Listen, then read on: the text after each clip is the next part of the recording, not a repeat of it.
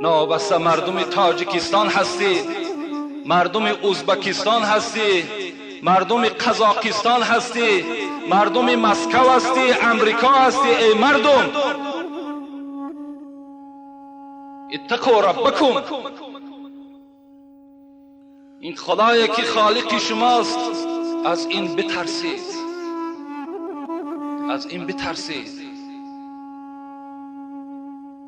این بطش ربک لشدید، زیرا خدای شما بسیار سختگیر است و هر بنده وعیدی حق نظیر است که ازید دیرگیر و سختگیر است.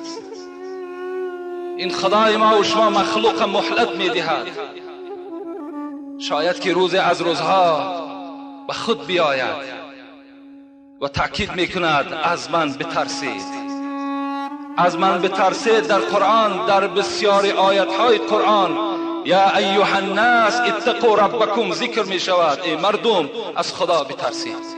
یا ایها الذین آمنوا اتقوا الله و قولوا قولا سدیدا. ای کسانی که دعوای ایمان میکنید، از خدا بترسید. هر وقتا سخن میگوید، سخن راست بگویید. یا ایها الذین آمنوا اتقوا الله ولتنظر نفس ما قدمت لغد واتقوا الله ان الله خبیر بما تعملون. ای کسانی که دعوای ایمان دارید، از خدا بترسید